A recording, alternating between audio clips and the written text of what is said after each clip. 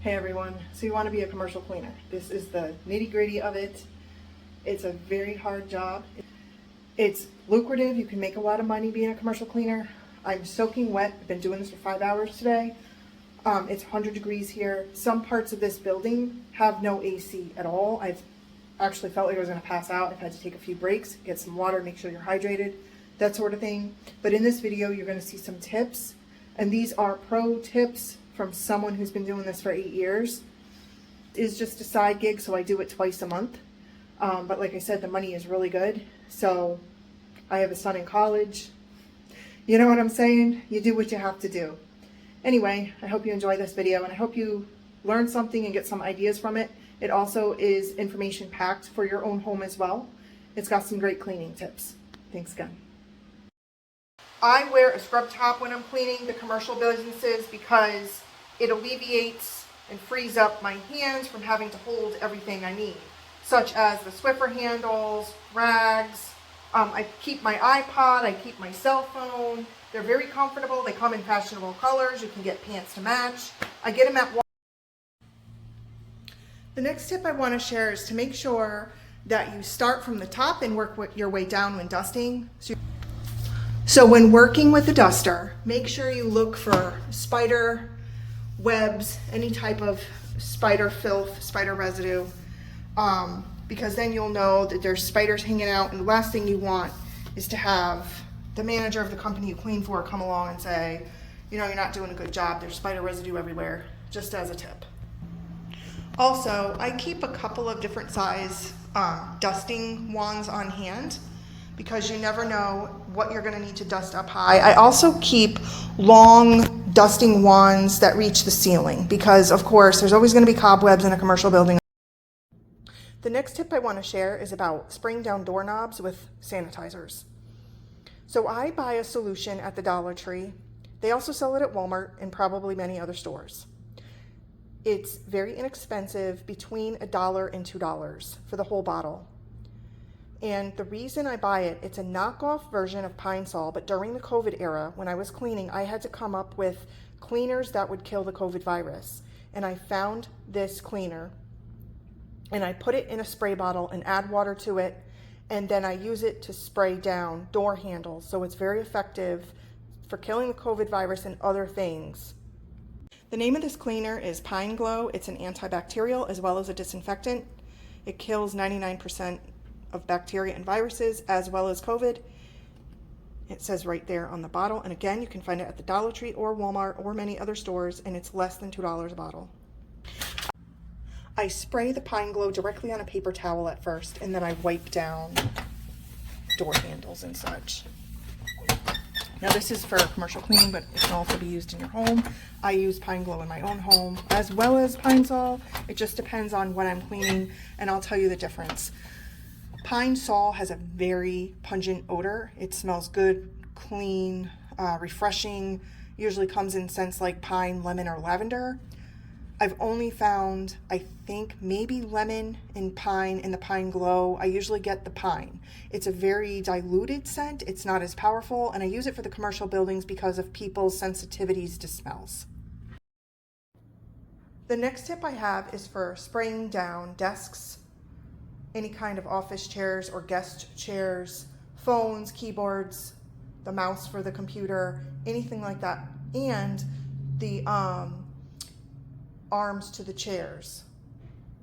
Anything that you're going to be spraying down at a desk where somebody works and sits, you want to keep them safe. So the first thing you're going to do is you're going to get some Microban, 24 hours. It keeps killing 99.9% of bacteria. So therefore, what that means is if you spray a surface, even a door handle, if you spray a surface, a phone, keyboard, anything like that, somebody comes along and touches it, they are protected for 24 hours because the Microban actually repels the bacteria and germs for 24 hours. If somebody comes along with COVID, if somebody comes along with the flu, if somebody comes along that's sick, they touch that surface. For 24 hours, that Microban is repelling that surface. Very important to note for people who clean every single day. I only clean every 2 weeks. So unfortunately, it only lasted, 24 hours. But for people who clean every single day, This is a vital tool in this day and age where we have diseases like COVID that quickly turn into pandemics. Just to demonstrate, I'm not going to spray the microbrand directly on a keyboard. What I'm going to do instead is spray it on the paper towel and then wipe the keyboard down. And of course, don't forget to spray down the handles on a mini fridge or the buttons on a copy machine at every workstation for the safety of the employees. So another tip is when you're cleaning a copy machine, do not spray chemicals directly on the buttons or the screen.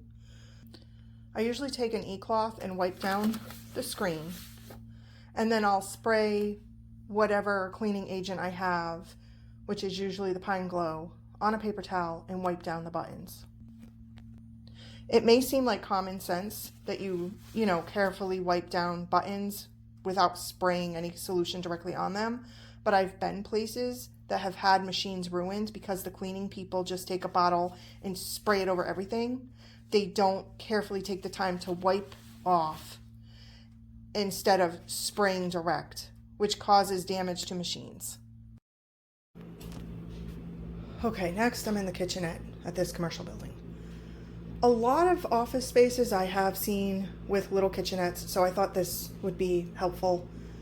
If not, just pass over it to the next section. But first we have, a microwave.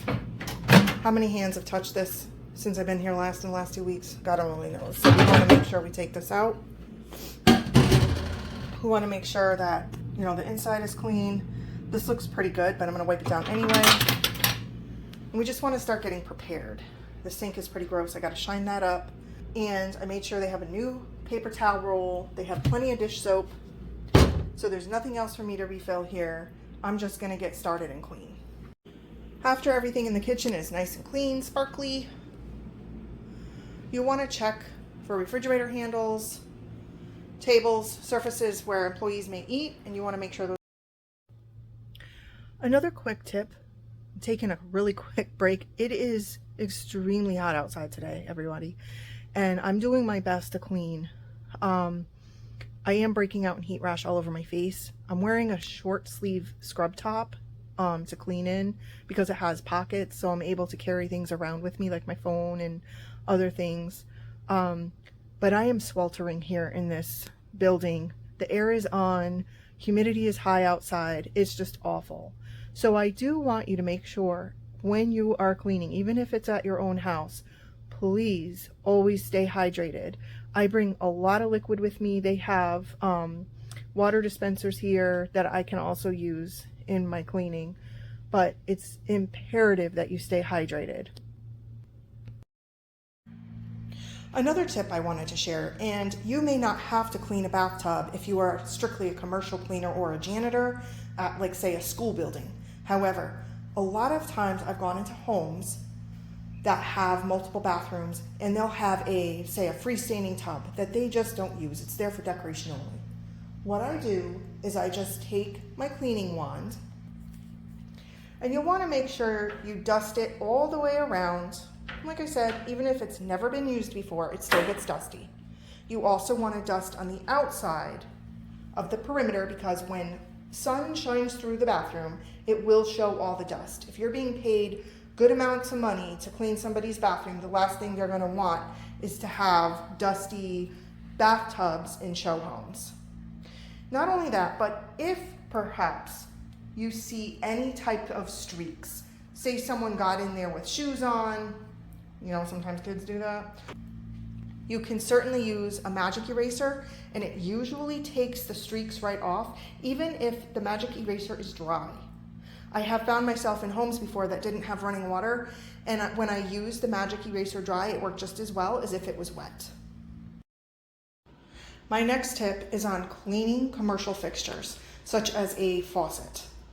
Most commercial fixtures that I've ever cleaned are silver in color, particularly like sink faucets, kitchen sink areas, bathroom sink faucets, have you, whatever. Also the drains in the actual sinks. Don't make the mistake I did. The very first time I cleaned, I used a Windex product and it corroded all of the fixtures. They were changing them out anyway, so thankfully, there was no damage. However, if you are cleaning for the first time or you're cleaning your own home, do not use Windex products on faucet fixtures. I use a product called an e-cloth. Now you can see the dirt. It is a public restroom sink, so you can see the dirt accumulated in the sink because I haven't started cleaning yet. However, for that, I do use the spray solution I made. For the faucet cleaning and any other cleaning like the mirror here, I'm going to use this e-cloth. This particular cloth is from Sweden. It's sold online. It's also sold in some stores. But when I buy mine online because I don't have anywhere that sells them near me. So it's a microfiber cloth and it's a two-part system. It also comes with a dry cloth. Okay, now microfiber cloths are found anywhere. Walmart, you know, grocery stores, anywhere. You can find a microfiber cloth, hardware store, whatever. This is specific. It's e-cloth, E-CLOTH. It is designed to kill 99% of germs using only water to clean with. You never use chemicals on these rags. They're good for about 300 washes. Don't use bleach when washing them.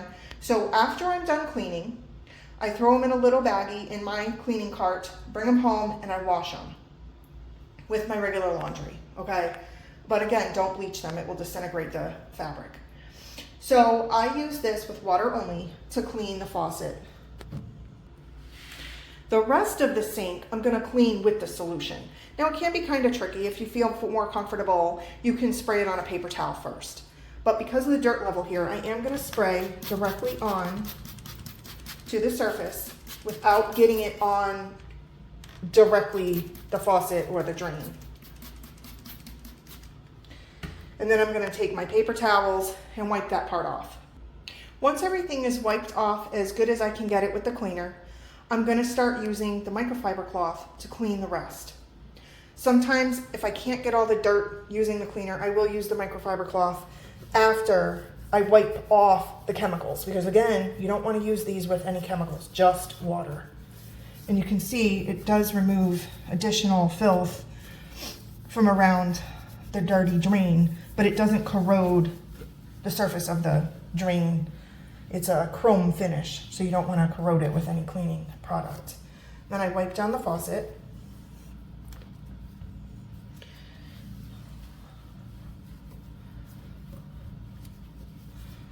Wipe it down really well. And then I take my dry cloth and I wipe it down with my dry cloth.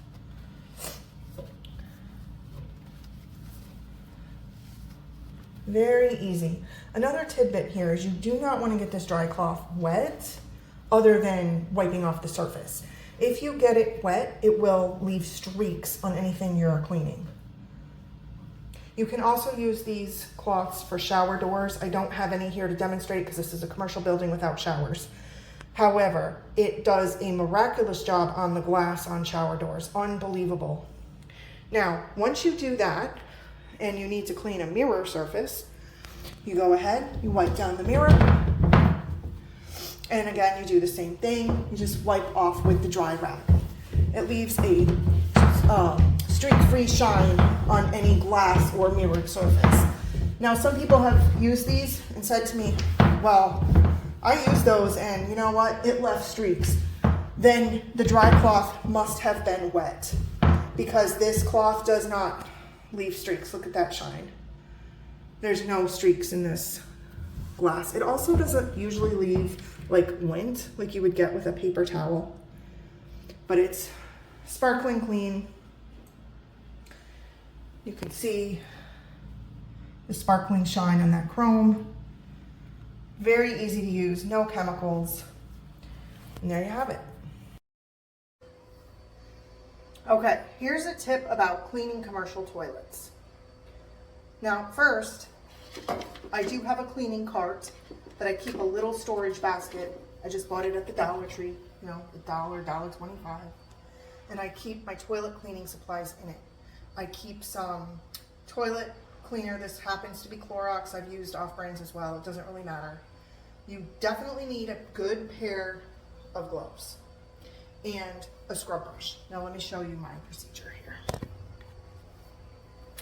You want to glove up always because we're talking about a toilet, folks.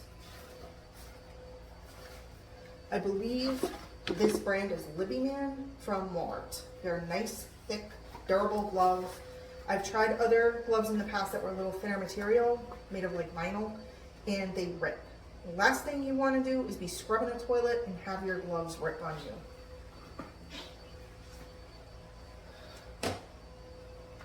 You take your Clorox cleaner,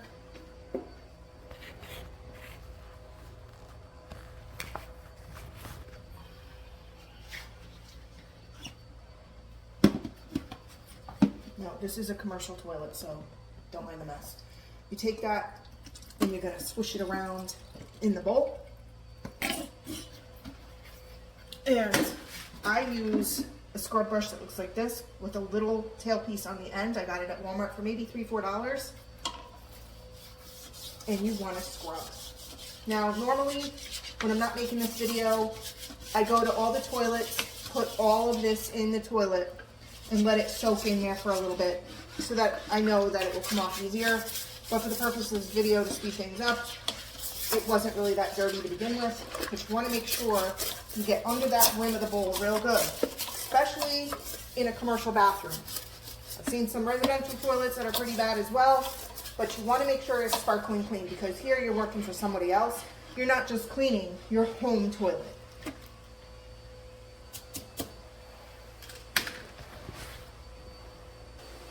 Once I get that good and scrubbed, I'm going to take that spray bottle again of that solution that I made up with the Dollar Tree product, and I'm going to start spraying. I'm going to start spraying. I'm going to spray down the lid. I'm going to spray every surface of this toilet with this solution. I do this at my house as well because I know it gives it a deep clean. Now, a lot of commercial cleaners don't do this stuff. When you're sitting on a public toilet, in public, you're not getting a toilet this clean unless you're sitting in a public toilet that I've cleaned. Okay, those people do not take the time to do what I'm doing here. And then you just wipe it off good and dry with a paper towel. That's how I clean commercial toilets. Another tip when cleaning commercial bathrooms is you're going to prepare a paper towel with that same solution, and you're going to wipe down surfaces that customers may touch or anybody in the public may touch, wherever you're working in a public venue type of thing. You want to clean up the door handles really well, both back and front. You may need to stop and reapply the cleaner, and then clean off any other type of handle, such as a handle on a paper towel dispenser or even a light switch. Another tip about cleaning commercial bathrooms is make sure you always clean the partition next to the urinal, because pee splatters, to be quite bluntly, and it accumulates smell after a period of time. The last thing you want is to ruin your reputation as a cleaner because somebody complains that the urinal area smells like urine. So always make sure to wipe down the partition next to the urinal, such as this one. I just wanted to show you another tip. Most people don't realize that these brooms are so useful for cleaning large areas of warehouse space or really any type of floor. I do have somebody helping me clean with the vacuum in the background, so sorry about the noise. But I just wanted to let you know that, a lot of people use a regular kitchen broom in their own home. This probably wouldn't be practical for that reason. But when you're cleaning a commercial building and there's a lot of square footage to cover, you want to make sure you maximize your time. My final tip of the day when cleaning. Now, I am in a commercial building again, so there are urinals. When you see the yellow on the wall, that is not urine, that is sheetrock that is damaged. This building is really old. Now, you will see that there are flux actuators on the top of these urinals, and then the bowls are some kind of china material. So what I have done, I've already done the first bowl. So that's sitting, it's bowl cleaner, and I also sprayed it down with the Pine Glow all around the perimeter and inside of there. So I'm going to do the next one here. I just take the, whoops, that wasn't supposed to happen. the whole cap just fell right off. Okay, so you just take it and you squirt it around like yay so. And then you take your Pine Glow or whatever cleaner you use, and like I said in the other portion of the video where we were at a sink faucet and I said don't corrode the chrome faucets with Windex or anything like that. This is different. These are made to be cleaned, so you can, you know, clean a toilet handle or a flush actuator on a urinal. You can clean it with the Pine Glow because you want to make sure there's no germs for the next person who uses it, because that would be quite gross to accumulate all that germy crap on a flusher and then, ugh, never mind. So, having said that, you do that, and then, if I can find it. So here we have my little scrubby, and the important thing to note is this particular urinal has a lip or edge around it. Some don't. So you want to make sure that this type of scrub brush is what you use to clean the inside of this ledge. It's very important because you would not believe how disgusting filthy it gets up in there, and it smells really bad, especially in the summer months. Now you might hear a noise in the background, that's a fan blowing. There is no AC where I'm at right now. It is literally 100 degrees here. So I'll rinse the scrub brush off after. Just wipe everything down with a paper towel, and then of course these here, the way you operate these, and they're all different. There's all different flush actuators depending on the way that yours is assembled at where you work. This one pushes in, and then you can see the water filling up, and it just rinses off all the blue bowl cleaner. And again, what I do is I actually take another step and I wipe that dry with a paper towel, because it makes a nicer presentation. When the employees come in Monday morning, they're gonna see that it's all nice and shiny, ready to go, and that it's been cleaned.